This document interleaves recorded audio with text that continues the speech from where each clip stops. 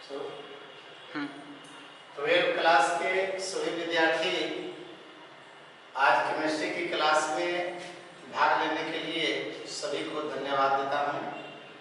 तो आइए, अब तक जो हम लोग क्लास जो व्हाट्सएप से दे रहे थे उससे आज हम लोग को हम क्लास यानी ग्रुप पर डाल रहे हैं। तो फर्स्ट क्लास यानी केमिस्ट्री, फिजिकल केमिस्ट्री चल रहा था, जैसा कि सभी विद्यार्थी जान रहे हैं। तो फिजिकल केमिस्ट्री में चैप्टर हम लोग को चला था इलेक्ट्रोकेमिस्ट्री। अब इलेक्ट्रोकेमिस्ट्री, जिसको हिंदी में विद्युत रसायन कहते हैं, इलेक्ट्रोकेमिस्ट्री में तुम लोग को बताया कि सेल दो तरह का हो गया, एक विद्युत अपघटनी सेल हो गया और एक विद्युत रासायनिक सेल हो गया। ठीक है, तो हमने यहाँ पर तो दो ऑब्जेक्टिव क्वेश्चन विद्युत रासायनिक सेल से लिए हैं। तो आइए पहला क्वेश्चन क्या करा समझिए। कहता है कि देखिए यहाँ इलेक्ट्रोड के रूप में हमने दो धातु को चयन किए हैं। एक देखा जाए जस्ता धातु है और दूसरा देखा जाए निकेल धातु है।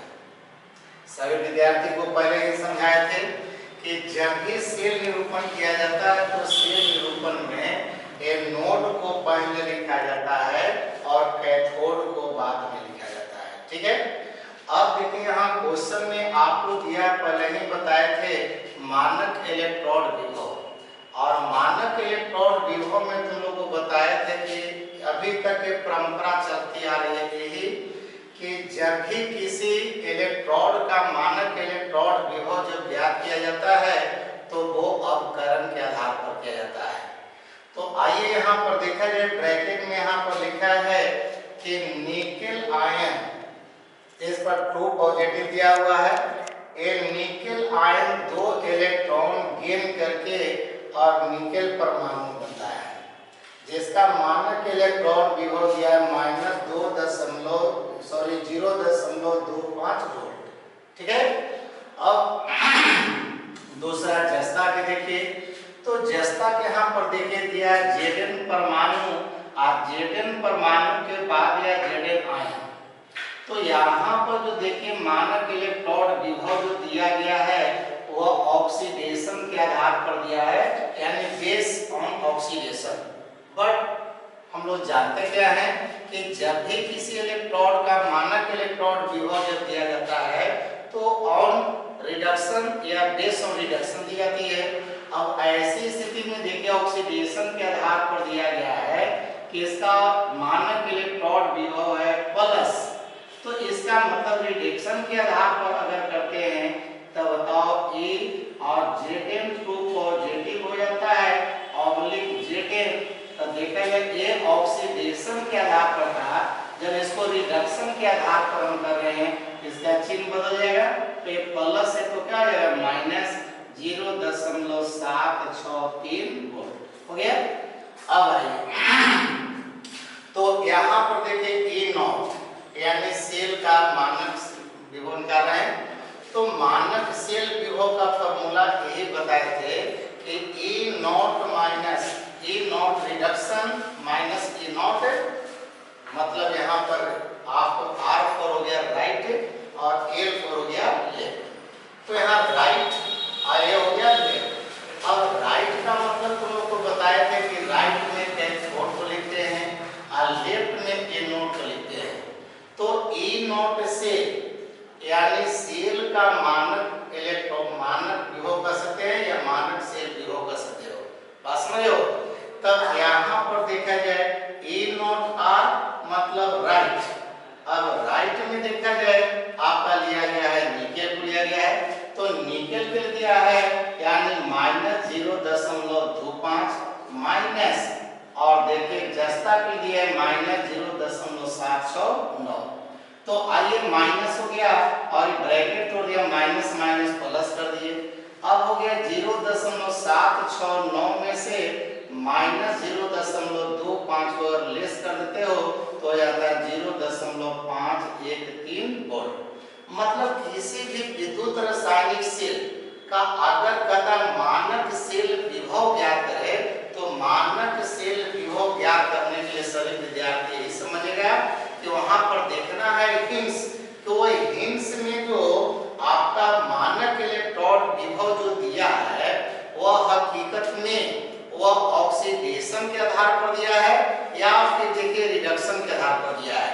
अगर ऑक्सीडेशन के आधार पर दिया है तो पहले उसको रिडक्शन के आधार पर कर लीजिए और उसका चिन्ह जो है पलट दीजिए। बात समझिएगा, यानी जब भी मतलब मानक से विभव निकालना हो तो इलेक्ट्रोड का जो मानक इलेक्ट्रोड विभव निकालने वो हमेशा रिडक्शन के ही आधार पर निकाला जाए। ये बात ध्यान रखिएगा, कारण कि अब तक केमिस्ट्री में जो परंपरा चल रही है, कस्टम जिसको कहिए, वह जो होता है रिडक्शन के आधार पर निकाला जाता है।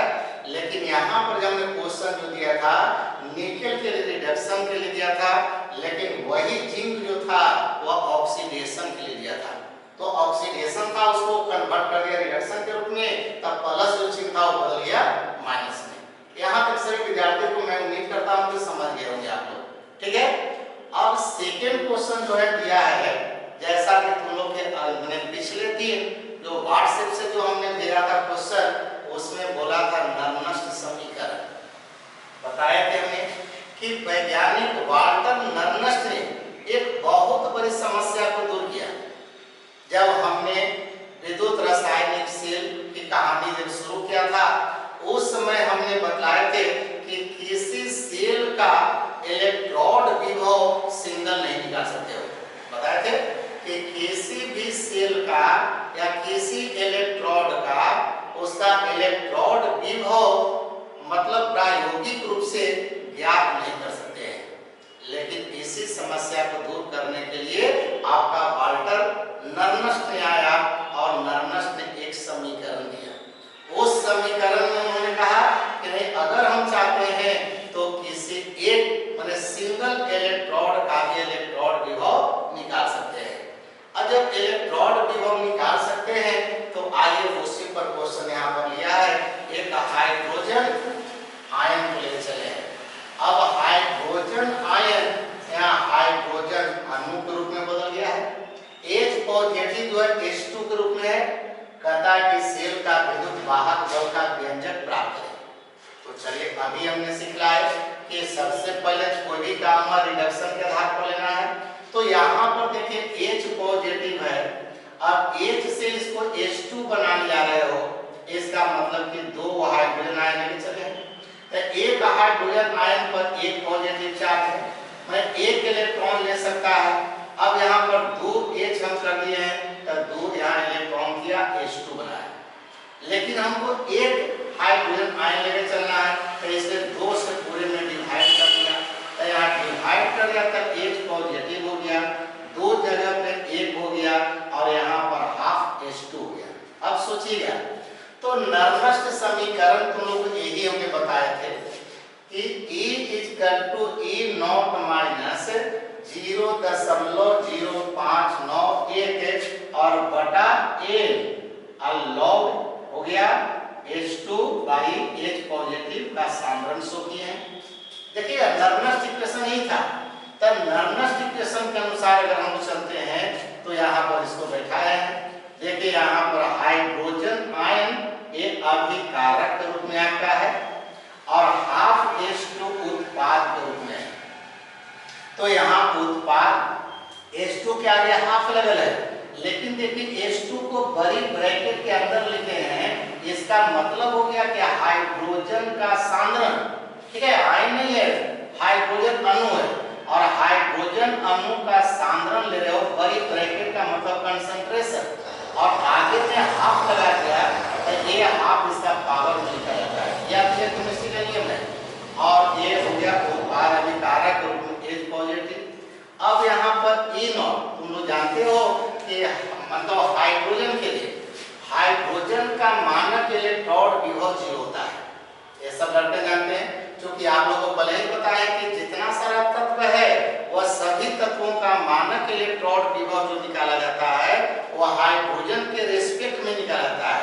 और हाइड्रोजन के रेस्पेक्ट में निकालते हो तो ऐसी स्थिति में यहाँ पर देखिए लिखे हैं H पॉजिटिव ऑब्लिक H2 यानी E0 बराबर 0.00 वोल्ट।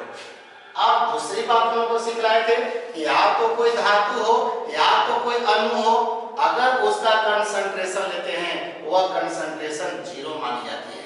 चाहे कोई मेटल हो या कोई इलेक्ट्रॉन एलिमेंट के रूप में रहे तो उसका समझिए कि कंसंट्रेशन जीरो माना जाता है, सॉरी 1 माना जाता है। तो ऐसी स्थिति में इसका कंसंट्रेशन अगर 1 होता है तो आइए इस फार्मूला को आगे बढ़ाते हैं। तो E = E नॉट का मान 0 हो गया माइनस, अब यहाँ पर देखिए आप लोग को बताया कि याद होगा कि ऐसे यहाँ पर पूरा लेके चलते हो तो होता है 3.303, अब बटा में NF होता है RT × log इतना होता है, तो सब का मान रख देते हो तो ये 0.0591 हो जाता है। अब यहाँ से n का मान, n चूंकि संयोजकता है तो चूंकि एक इलेक्ट्रॉन लेने का काम किया है तो n के जगह पर हम 1 रख दिया, बाकी सिंपल हुई। अब आइए लॉग का नियम है, तो लॉग का नियम जानते हो। अब यहाँ पर सोचिए log 1 बटा है कंसंट्रेशन ऑफ हाइड्रोजन आयन, इसको हर से अंश में जाओगे इसका चिन्ह बदल जाएगा तो हो जाएगा हाइड्रोजन आयन के सांद्रण के पावर -1। और लॉग का नियम है कि log m के power n = n log m। ऐसी स्थिति में इसको अगर ऊपर ले आते हो अपने चिन्ह को आगे लाते हो तो माइनस माइनस प्लस हो जाएगा, यानी कि यही हो जाएगा सेल का विद्युत वाहक बल का व्यंजक 0.0591 log concentration of hydrogen ion, यही हो गया इसका एक्सप्रेशन या व्यंजक हो गया। बस में ऐसे विद्यार्थी इसके बाद जो क्लास जाता है तुम लोग का वह है ड्राई सेल के बारे में या शुष्क सेल के बारे में। तो आज एक ऑब्जेक्टिव क्वेश्चन इस तरह के रहेंगे, तो जल्दी में कैसे बनाया जाए इस बात पर ध्यान देंगे। तो आज केमिस्ट्री की क्लास को हम यहीं पर समाप्त करते हैं। Good night.